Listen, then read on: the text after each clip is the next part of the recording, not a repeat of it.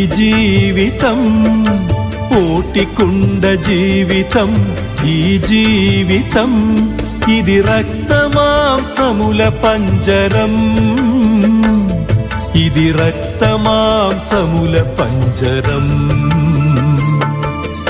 ఒరిగిపోక ముందే ఓర్పుగా గమనించు, అనుసరించు యేసును అర్థమగును జీవితం.